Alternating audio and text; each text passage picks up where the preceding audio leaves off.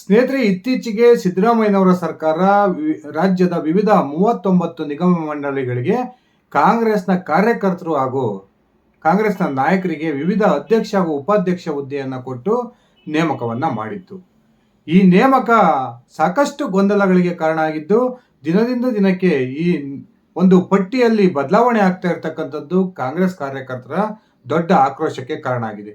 ಇನ್ನೊಂದು ಕಡೆ ಕಾಂಗ್ರೆಸ್ನ ಹಿರಿಯ ಶಾಸಕ ರಾಜು ಕಾಗೆ ಅವರ ಒಂದು ನಿಗಮ ಮಂಡಳಿ ಅಧ್ಯಕ್ಷ ಸ್ಥಾನವನ್ನು ವಾಪಸ್ ತೆಗೆದುಕೊಳ್ಳಲಾಗಿದೆ ಎನ್ನುವ ಒಂದು ಪಟ್ಟಿಯಲ್ಲಿ ಏನು ಹೆಸರು ಬಂದಿತ್ತು. ಅದಾದ ನಂತರ ಸಿದ್ದರಾಮಯ್ಯನವರು ಅದಕ್ಕೆ ಒಂದು ಪ್ರತಿಕ್ರಿಯೆಯನ್ನು ಕೊಟ್ಟು ಆ ಒಂದು ಸ್ಥಾನದಲ್ಲಿ ರಾಜು ಕಾಗೆ ಅವರೇ ಮುಂದುವರಿತಾರೆ ಎನ್ನುವ ಒಂದು ಹೇಳಿಕೆಯನ್ನು ಕೊಡೋದ್ರ ಮೂಲಕ ಗೊಂದಲಕ್ಕೆ ಬ್ರೇಕ್ ಹಾಕಿದ್ರು. ಇದೀಗ ಕಾಂಗ್ರೆಸ್ನ ಯುವ ನಾಯಕನೊಬ್ಬನಿಗೆ ಕೊಟ್ಟಂತಹ ಅಧ್ಯಕ್ಷ ಸ್ಥಾನವನ್ನ ಕೇವಲ 3 ದಿನಗಳ ಅವಧಿಯಲ್ಲಿ ವಾಪಸ್ ತೆಗೆದುಕೊಳ್ಳೋದ್ರ ಮೂಲಕ ಕಾಂಗ್ರೆಸ್ ಬಹುದೊಡ್ಡ ಒಂದು ಪ್ರಮಾದಕ್ಕೆ ಕೈ ಹಾಕಿದೆ ಎನ್ನುವ ಮಾಹಿತಿಗಳು ಸಿಗ್ತಾ ಇದ್ದು, ಆ ಒಬ್ಬ ನಾಯಕನ ಹಿಂಬಾಲಕರು ಇಡೀ ರಾಜ್ಯಾದ್ಯಂತ ಸಿದ್ದರಾಮಯ್ಯ ಮತ್ತು ಕಾಂಗ್ರೆಸ್ನ ವಿರುದ್ಧ ಒಂದು ಆಕ್ರೋಶವನ್ನು ವ್ಯಕ್ತಪಡಿಸ್ತಾ ಇದ್ದಾರೆ ಅನ್ನುವ ಮಾಹಿತಿಗಳು ಸಿಗ್ತಾ ಇದ್ದಾವೆ. ಬನ್ನಿ ಸ್ನೇಹಿತರೆ, ನಿಜಕ್ಕೂ ಕೂಡ ಈ ನಿಗಮ ಮಂಡಳಿ ಅಧ್ಯಕ್ಷ ಹಾಗೂ ಉಪಾಧ್ಯಕ್ಷ ನೇಮಕದಲ್ಲಿ ಕಾಂಗ್ರೆಸ್ ಸರ್ಕಾರ ಮಾಡಿರ್ತಕ್ಕಂತಹ ಗೊಂದಲ ಏನು, ಯಾವ ಒಬ್ಬ ನಾಯಕನ ಅಧ್ಯಕ್ಷ ಹುದ್ದೆಯನ್ನು ವಾಪಸ್ ಪಡೆದುಕೊಂಡಿದೆ ಒಂದ್ಸರಿ ನಾನು ತಿಳಿಸ್ತಾ ಹೋಗ್ತೀನಿ. ಅದಕ್ಕಿಂತ ಮುಂಚೆ ನೀವಿನ್ನು ನನ್ನ ಇಟ್ಗೆ ಹೇಮಂತ್ ಯೂಟ್ಯೂಬ್ ಚಾನಲ್ಗೆ ಸಬ್ಸ್ಕ್ರೈಬ್ ಮಾಡ್ಕೊಂಡಿಲ್ಲ ಅಂದರೆ ದಯವಿಟ್ಟು ಸಬ್ಸ್ಕ್ರೈಬ್ ಮಾಡಿಕೊಂಡು ಬೆಲ್ ಬಟನ್ನ ಕ್ಲಿಕ್ ಮಾಡಿ. ನಾನು ಕೊಡ್ತಕ್ಕಂಥ ಮಾಹಿತಿ ನಿಮ್ಗೆ ಇಷ್ಟ ಆಗಿದ್ರೆ ಈ ವಿಡಿಯೋಗೆ ಲೈಕ್ ಮಾಡಿ, ಶೇರ್ ಮಾಡಿ, ಕಮೆಂಟ್ ಮಾಡಿ.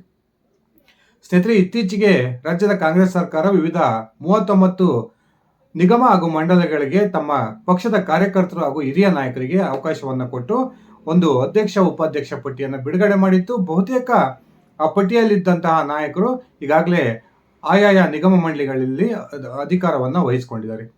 ಇಂತಹ ಒಂದು ಸಂದರ್ಭದಲ್ಲಿ ಇತ್ತೀಚೆಗೆ ತಾನೇ ಈ ಪಟ್ಟಿ ಏನು ಬಿಡುಗಡೆಯಾಗಿತ್ತು, ಆ ಪಟ್ಟಿಯಲ್ಲಿ ತುಮಕೂರು ಮೂಲದ ಕಾಂಗ್ರೆಸ್ನ ಯುವ ನಾಯಕ ಕೆಪಿಸಿಸಿಯ ವಕ್ತಾರರು ಆಗಿರ್ತಕ್ಕಂಥ ನಿಕೇತ್ ರಾಜ್ ಮೌರ್ಯ ಅವರಿಗೆ ಬೆಂಗಳೂರು ಮಹಾನಗರ ಪಾಲಿಕೆ ಸಾರಿಗೆ ಸಂಸ್ಥೆಯ ಅಧ್ಯಕ್ಷ ಒಂದು ಮಂಡಳಿಯ ಅಧ್ಯಕ್ಷನಾಗಿ ನೇಮಕ ಮಾಡಲಾಗಿತ್ತು.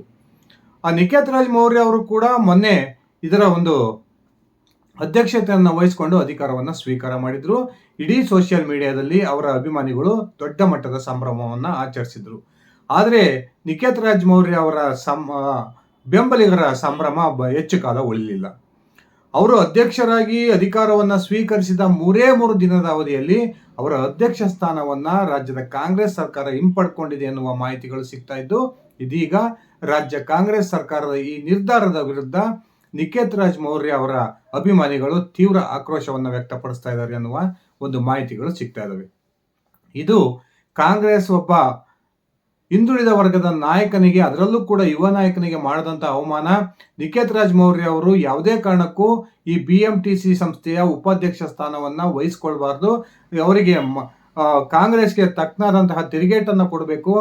ಆ ಮೂಲಕ ಆ ಉಪಾಧ್ಯಕ್ಷ ಸ್ಥಾನಕ್ಕೆ ರಾಜೀನಾಮೆಯನ್ನ ಬಿಸಾಕಿ ಹೊರಗೆ ಬರಬೇಕು ಅನ್ನುವ ಒಂದು ಆಕ್ರೋಶವನ್ನ ಅವರ ಅಭಿಮಾನಿಗಳು ವ್ಯಕ್ತಪಡಿಸ್ತಾ ಇರತಕ್ಕಂಥದ್ದು ಕಾಂಗ್ರೆಸ್ಗೆ ಒಂದು ರೀತಿಯ ಮುಜುಗರವನ್ನ ತಂದಿಟ್ಟಿದೆ ಅಂದ್ರೆ ತಪ್ಪಾಗೋದಿಲ್ಲ. ಹೌದು ಸ್ನೇಹಿತರೆ, ಏನು ಇತ್ತೀಚೆಗೆ ತಾನೇ 39 ನಿಗಮ ಮಂಡಳಿಗಳಿಗೆ ಅಧ್ಯಕ್ಷ ಹಾಗೂ ಉಪಾಧ್ಯಕ್ಷರನ್ನ ನೇಮಕ ಮಾಡಿ ರಾಜ್ಯದ ಕಾಂಗ್ರೆಸ್ ಸರ್ಕಾರ ಆದೇಶವನ್ನ ಹೊರಡಿಸಿತ್ತು. ಆ ಆದೇಶದಲ್ಲಿ ದಿನದಿಂದ ದಿನಕ್ಕೆ ಕೆಲವೊಂದು ಬದಲಾವಣೆಗಳನ್ನು ಮಾಡ್ತಾ ಇರತಕ್ಕಂಥದ್ದು ನಾವು ನೋಡ್ತಾನೆ ಬಂದಿದ್ದೀವಿ. ಮೊನ್ನೆ BMTCಯ ಅಧ್ಯಕ್ಷರಾಗಿ ನೇಮಕಗೊಂಡಿದ್ದಂತಹ ತುಮಕೂರು ಮೂಲದ ಕಾಂಗ್ರೆಸ್ನ ಯುವ ಮುಖಂಡ ನಿಕೇತ್ ರಾಜ್ ಮೌರ್ಯ ಅವರು ಈಗಾಗಲೇ ಅಧಿಕಾರವನ್ನು ಸ್ವೀಕರಿಸಿದ್ರು. ಆದರೆ ಇವತ್ತು ಅದೇ ಕಾಂಗ್ರೆಸ್ ಸರ್ಕಾರ ಒಂದು ಹೊಸ ಆದೇಶವನ್ನು ಹೊರಡಿಸಿದೆ. ನಿಕೇತ್ ರಾಜ್ ಮೌರ್ಯ ಅವರ BMTC ಅಧ್ಯಕ್ಷ ಸ್ಥಾನವನ್ನು ವಾಪಸ್ ತೆಗೆದುಕೊಂಡು ಆ ಒಂದು ಸ್ಥಾನವನ್ನ ಬೆಂಗಳೂರು ವಿಜಯನಗರ ಮೂಲದ VS ಆರಾಧ್ಯ ಅವರಿಗೆ ಕೊಟ್ಟಿರ್ತಕ್ಕಂಥದ್ದು ಈಗ ನಿಕೇತ್ ರಾಜ್ ಮೌರ್ಯ ಅವರ ಅಭಿಮಾನಿಗಳಿಗೆ ಬಹುದೊಡ್ಡ ನಿರಾಸೆಯನ್ನು ತಂದಿಟ್ಟಿದೆ ಅನ್ನುವ ಒಂದು ಮಾತುಗಳು ಕೇಳಿ ಬರ್ತದವೆ. ಈಗಾಗಲೇ ಈ ನಿಕೇತ್ ರಾಜ್ ಮೌರ್ಯ ಅವರ ವಿರುದ್ಧ ತೆಗೆದುಕೊಂಡಿರ್ತಕ್ಕಂಥ ಈ ನಿರ್ಧಾರದ ಪರ ಹಾಗೂ ವಿರೋಧ ಚರ್ಚೆಗಳು ಕಾಂಗ್ರೆಸ್ ಕಾರ್ಯಕರ್ತರಲ್ಲಿ ನಡೀತಾ ಇದ್ದಾವೆ. ಕೆಲವೊಬ್ರು ಕಾಂಗ್ರೆಸ್ ಕಾರ್ಯಕರ್ತರು ನಿಕೇತ್ ರಾಜ್ ಮೌರ್ಯ ಒಬ್ಬ ಪಕ್ಷಾಂತರಿ, ಅವರ ವಿರುದ್ಧ ಈ ರೀತಿಯ ಒಂದು ನಿರ್ಧಾರವನ್ನ ತೆಗೆದುಕೊಂಡಿರ್ತಕ್ಕಂಥದ್ದು ಸರಿಯಾಗಿದೆ ಅನ್ನುವ ಅಭಿಪ್ರಾಯವನ್ನ ವ್ಯಕ್ತಪಡಿಸ್ತಾ ಇದ್ರೆ, ಇನ್ನೊಂದು ಕಡೆ ಈ ಮೌರ್ಯ ಅವರ ಅಭಿಮಾನಿಗಳು ತೀವ್ರ ಆಕ್ರೋಶವನ್ನ ಸಿದ್ದರಾಮಯ್ಯ ಸರ್ಕಾರ ಮತ್ತು ಕಾಂಗ್ರೆಸ್ನ ವಿರುದ್ಧ ವ್ಯಕ್ತಪಡಿಸ್ತಿದ್ದಾರೆ. ಕಾಂಗ್ರೆಸ್ ಯಾವೊಬ್ಬ ಹಿಂದುಳಿದ ನಾಯಕನನ್ನು ಕೂಡ ಬೆಳೆಸೋದಿಲ್ಲ. ಪ್ರತಿಯೊಂದು ಹಂತದಲ್ಲೂ ಕೂಡ ಹಿಂದುಳಿದ ವರ್ಗದ ಯುವ ನಾಯಕನನ್ನು ತುಳಿಯೋ ಕೆಲಸವನ್ನ ಈ ಕಾಂಗ್ರೆಸ್ ಮಾಡ್ತಾ ಇದೆ. ನಿಕೇತ್ ರಾಜ್ ಮೌರ್ಯ ಅವರಿಗೆ ಏನಾದರೂ ಗೌರವ ಅನ್ನೋದಿದ್ರೆ ಅವರು ತಕ್ಷಣಕ್ಕೆ ಕಾಂಗ್ರೆಸ್ಗೆ ರಾಜೀನಾಮೆಯನ್ನು ಕೊಡಬೇಕು ಅನ್ನುವ ಆಗ್ರಹವನ್ನು ಅವರ ಅಭಿಮಾನಿಗಳು ಮಾಡ್ತಾ ಇದ್ದಾರೆ. ಸ್ನೇಹಿತರೆ, ಈ ನಿಖೇತ್ ರಾಜ್ ಮೌರ್ಯ ಕಾಂಗ್ರೆಸ್ನ ಪರವಾಗಿ ಪ್ರತಿಯೊಂದು ಹಂತದಲ್ಲೂ ಕೂಡ ಅದರಲ್ಲೂ ಕೂಡ ಮಾಧ್ಯಮಗಳಲ್ಲಿ ದೊಡ್ಡ ಮಟ್ಟದ ಬ್ಯಾಟನ್ನು ಬೀಸ್ತಾರೆ.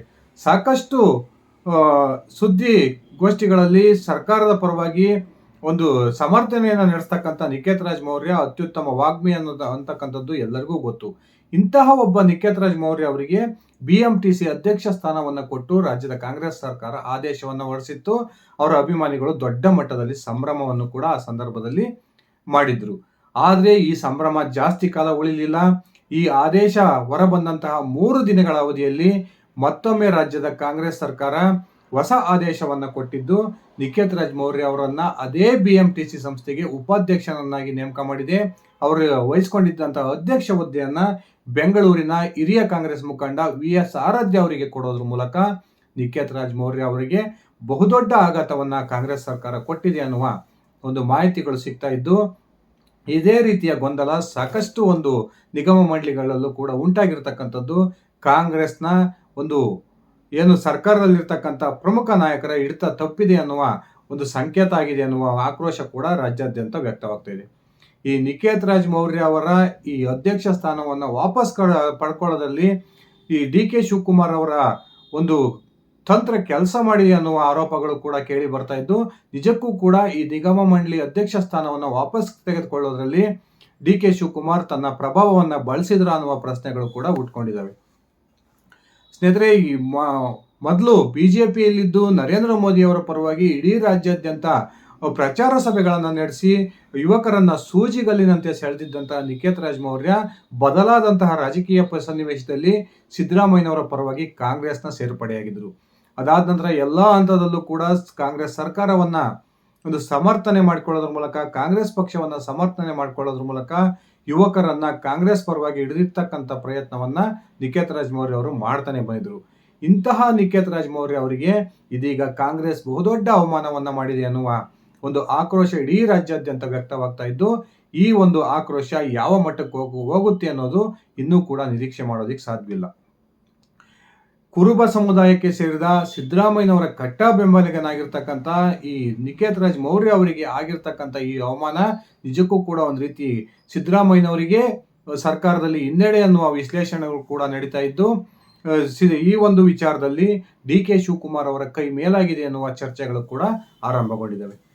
ಕಾದ್ ನೋಡೋಣ ಸ್ನೇಹಿತರೆ, ನಿಜಕ್ಕೂ ಕೂಡ ಈ ನಿಖೇತ್ ರಾಜ್ ಮೌರ್ಯ ಅವರ ವಿರುದ್ಧ ಕಾಂಗ್ರೆಸ್ ಸರ್ಕಾರ ತೆಗೆದುಕೊಂಡಿರ್ತಕ್ಕಂಥ ಈ ನಿರ್ಧಾರ ಕಾಂಗ್ರೆಸ್ಗೆ ಮುಂದಿನ ದಿನಗಳಲ್ಲಿ ದೊಡ್ಡ ತಲೆನೋವನ್ನು ತರುತ್ತಾ, ಆ ಮೂಲಕ ನಿಖೇತ್ ರಾಜ್ ಮೌರ್ಯ ಅವರ ಅಭಿಮಾನಿಗಳು ಇಡೀ ರಾಜ್ಯಾದ್ಯಂತ ಕಾಂಗ್ರೆಸ್ನ ವಿರುದ್ಧ ವಿರೋಧವನ್ನ ವ್ಯಕ್ತಪಡಿಸ್ತಾರ.